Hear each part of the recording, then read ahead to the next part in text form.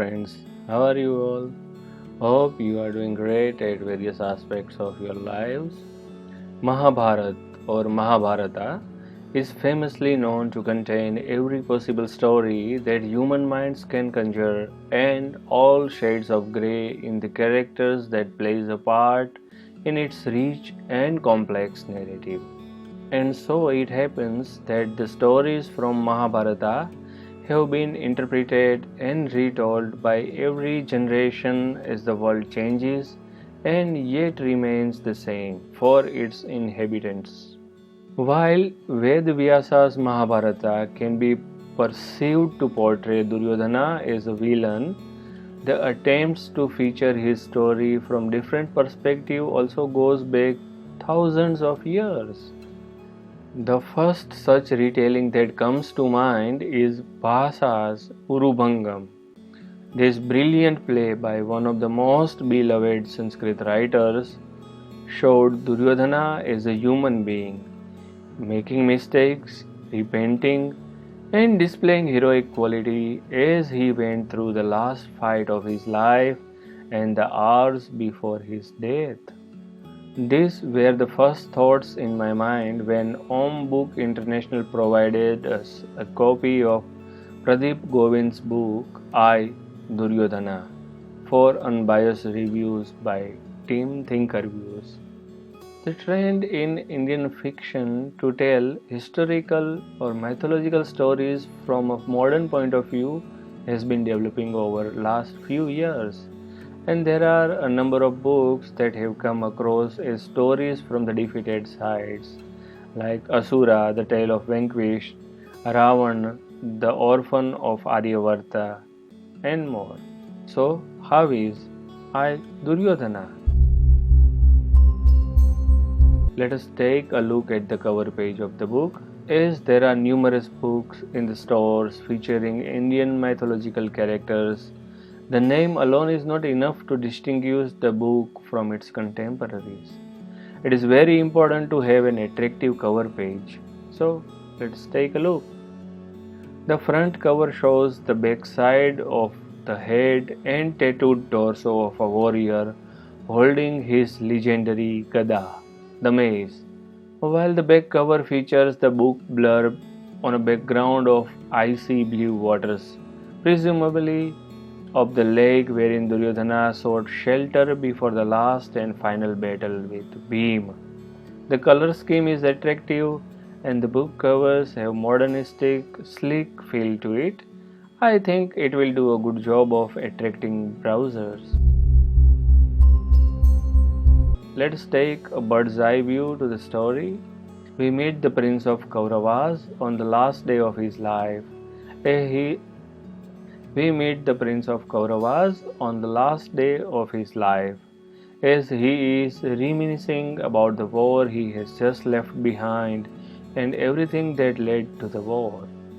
The first few pages take you straight into the psyche of Duryodhana as we go through his life from his point of view in the following chapters.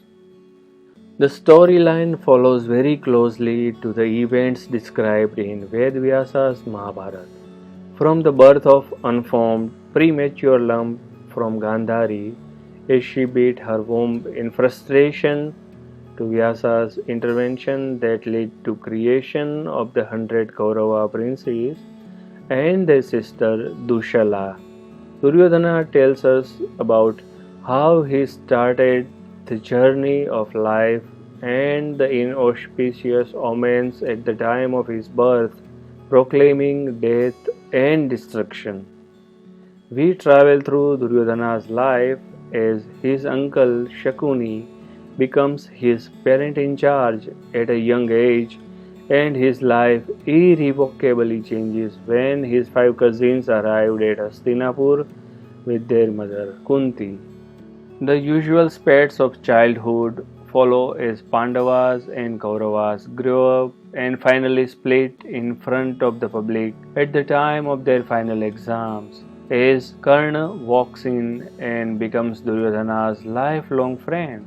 The Pandavas perish in the Lakshagriha and Duryodhana's path is clear to become the king of Hastinapur. But the Pandavas return and marry Draupadi.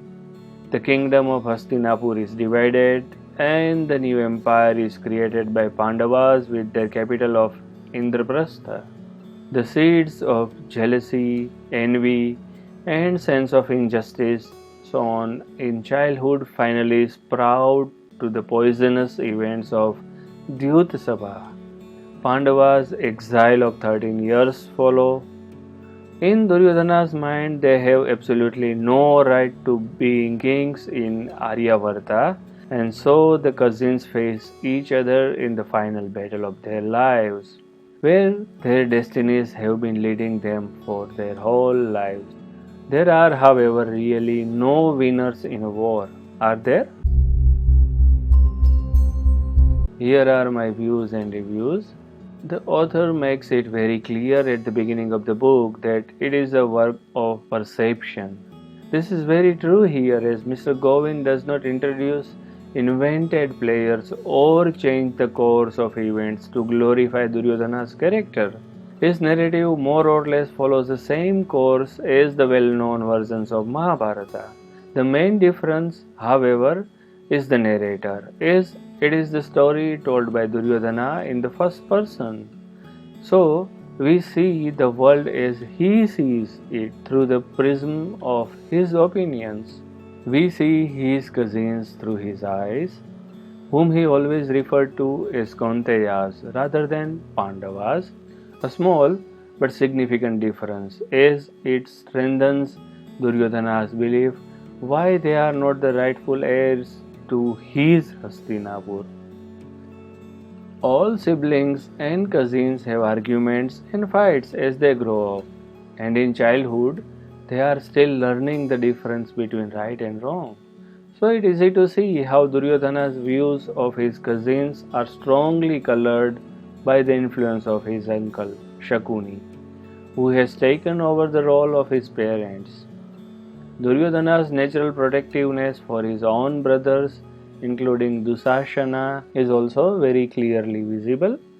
Unfortunately, these small quarrels of childhood lead to deep-rooted prejudices on both the sides, Pandavas and Kauravas. And things get worse as they grow up. The author tries to highlight these aspects of the tale as we go through the first phase of the book. The Mahabharata has many unconventional aspects, and the life of the Pandavas did not follow the normal path. They were different right from their birth to their marriage to everything else they did in their lives. As far as Duryodhana was concerned, nothing they did was right according to the customs of their world, whether it was marrying Draupadi or burning Khandavaprastha. Forest on river Yamuna was the dwelling place for innumerable species of animals, birds, reptiles, rodents, various other life forms, and also the rarest of trees, plants, and herbs that served as the source of medicinal remedies for various ailments. The forest also provided the best of teak and willow, which had contributed to the trade and economy, not to mention their use in architecture that was the trademark of my Hastinapur. Local tribes depended on this forest for firewood, fruits, meat, and other needs for their livelihood. The Kaunteyas completely overlooked the need for ecological preservation and ensured that no inhabitants of the forest escaped the conflagration. Throughout the book, there are many places where Duryodhana points out the limitations of his cousins, especially Yudhishthira. The following paragraph shows one such argument. All these years, you have been successful in fooling your friends and allies by hiding your shameful, dark self with this veil of righteousness, but you don't fool me with your hypocrisy.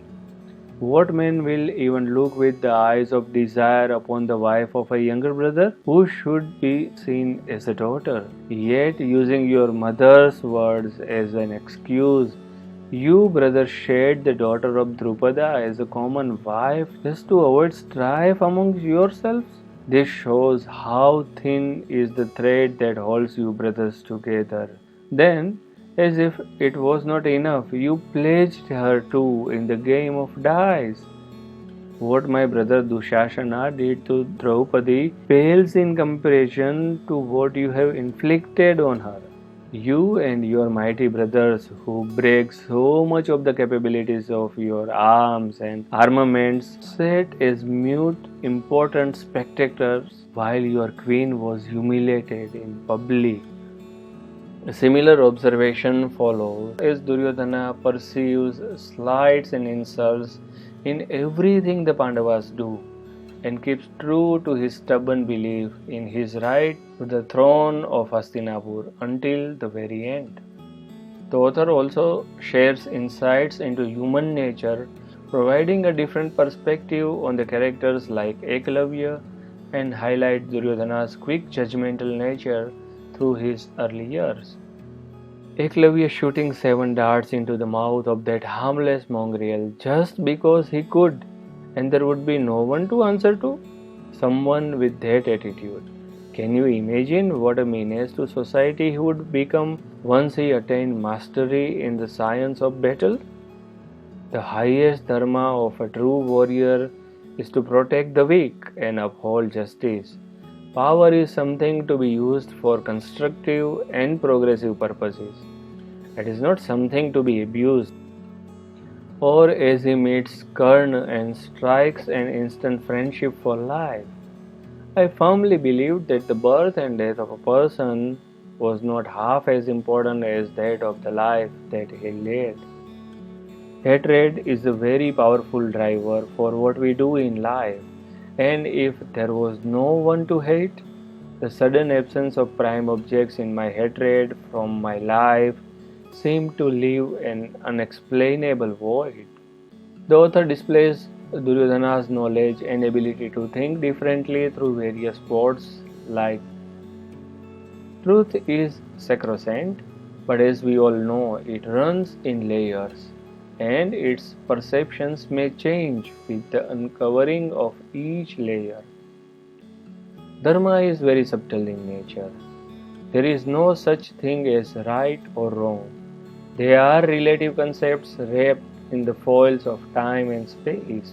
But neither his good qualities nor his friendship with Karna, his relationship with his wife Bhanumati, and his love for his children are able to thwart the inevitable war he chooses in the end. All throughout his life, he has almost fatalistically waited for it, with no doubt about his own victory. Are we all not pawns in the hands of destiny? If the all-knowing Creator has something stored for us in our destiny, it cannot be prevented despite our best intentions and efforts.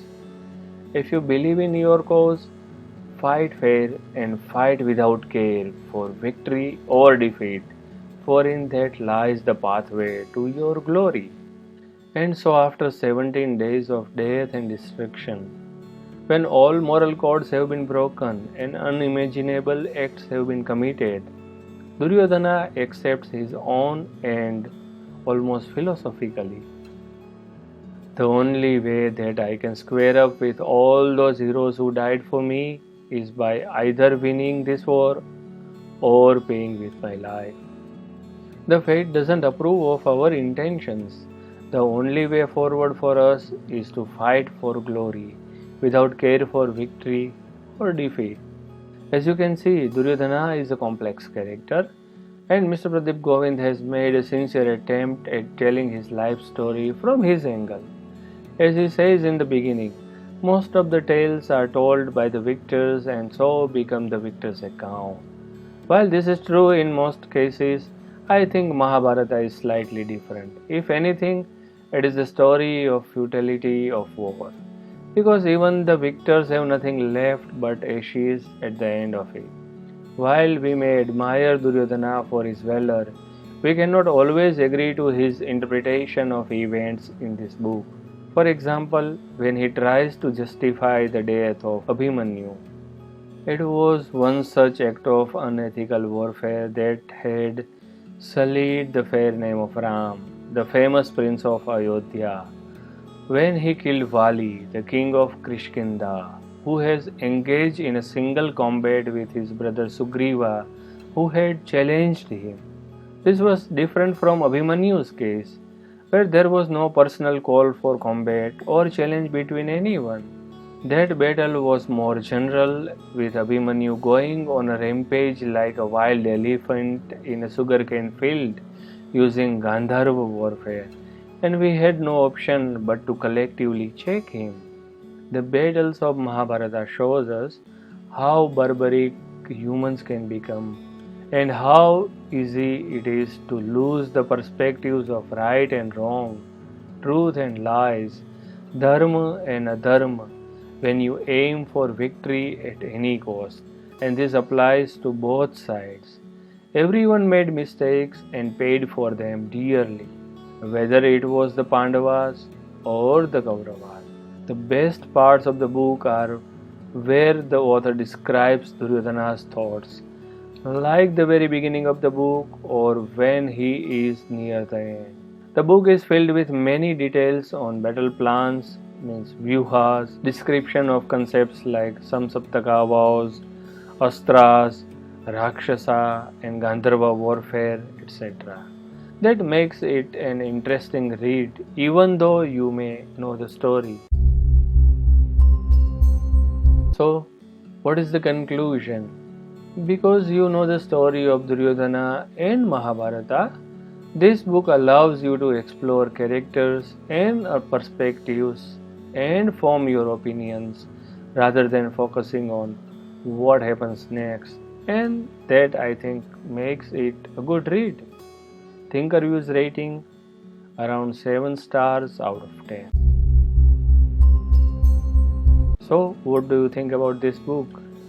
Have you already read it? Are you planning to read it? What do you think about this book review?